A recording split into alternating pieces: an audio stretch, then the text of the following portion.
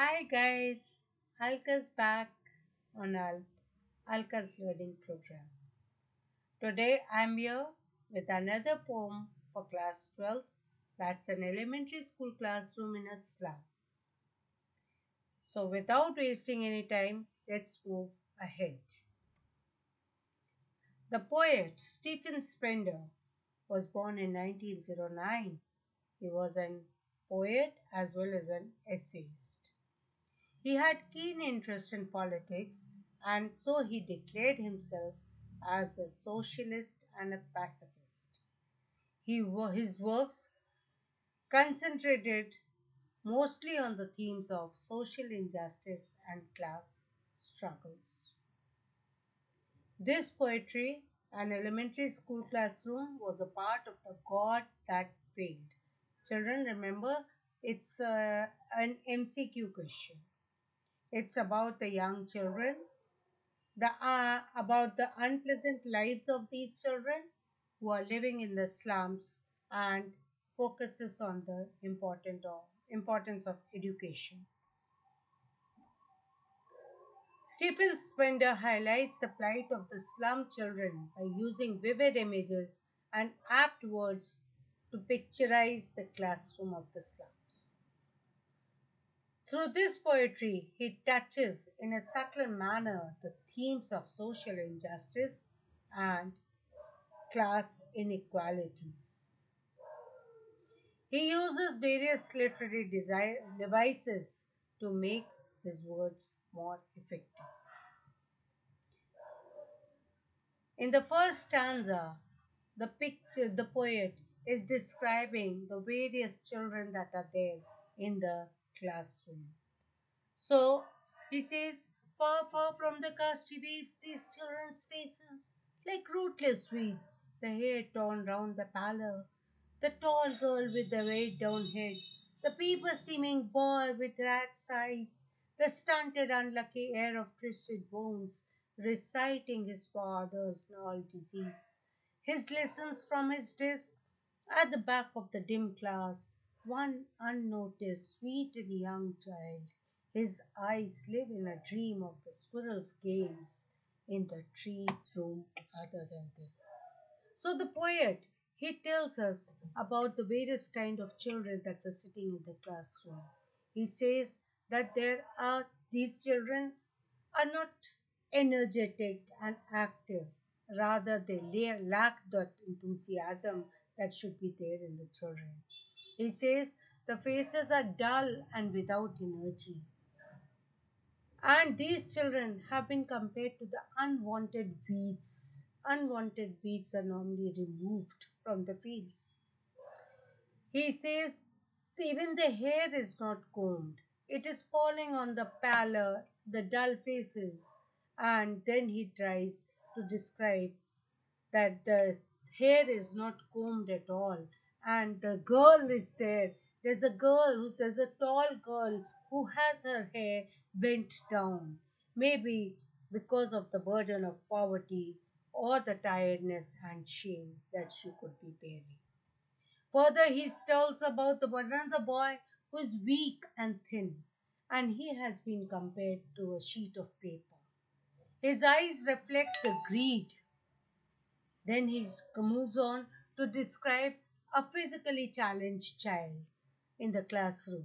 He says that this boy is unlucky because he has not inherited the property and money from his father. Rather, in his heritage, he has received the diseases from his father. And then there is a boy, small boy, who is not visible clearly, but the poet could make out that is the child whose eyes are full of dreams.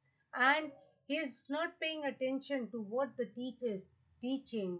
Rather, his eyes are looking at the squirrels that are playing in the tree house outside the classroom. The poetic devices used are children's faces have been compared to the rootless weeds, so that's a simile. Paper seeming boy is a metaphor, direct comparison. And then we have the synecdoche in the line, his eyes live in the dream. On the sore walls, donations, Shakespeare's head cloudless, adorned civilized dome is riding on cities, bellied flowers, trolleys valley, open-handed maps, awarding the world its world. And yet, for these children, these windows, not this map, is their world, where all the future is painted with fog, a narrow street sealed with a lead sky, far from the riverscapes and the stars of the world. Further, the poet is describing the walls of the classroom, and he says that on these walls, you can see the walls have Shakespeare's head. The world map is there, and then you can see this boy looking out at the squirrel in the tree house. So he says that the walls are sour, like the color of the sour cream. They are sour means yellowish, dirtyish. And there are different kinds of charts hung on the walls. There's the picture of Shakespeare. Shakespeare's head is bald. है ना? So he looks at the rising sun. It looks like the rising sun.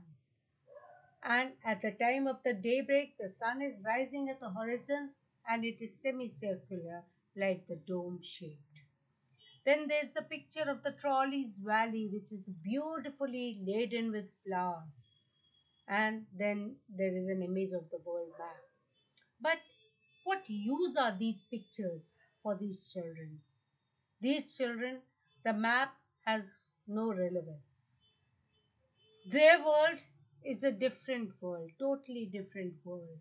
When they see outside the classroom, they can only see the slum. Their future is full of darkness, and the future has been compared to a narrow street, which means that there is no scope of future growth in it. There's a dead end to it. And these children are far away from the radiant light of knowledge and education. Literary devices here are the sour cream walls, that's a metaphor, narrow streets sealed with lead sky, again a metaphor. Then we have assonance, which is the repetition of the vowel E over here in bellied, flowery trolleys valley. Then we have allusion, which is a reference to the well-known people, Shakespeare's head, trolleys valley, and their repetition of the word far. Surely Shakespeare is wicked. The map is a bad example, with ships and sun and love tempting them to steal. For lives that slyly turn in the cramped holes, from fog to endless nights, on their slag heap, these children wear the skins prepared through by the peeped through by the bones and spectacles of steel, with mended glasses like bottles, bits of stones. All of their time and space are foggy slums, so blot their maps with slums as big as the tomb. The poet is very sad seeing the condition of these people. He says, Shakespeare is wicked for them. All these beautiful pictures are of no use to them.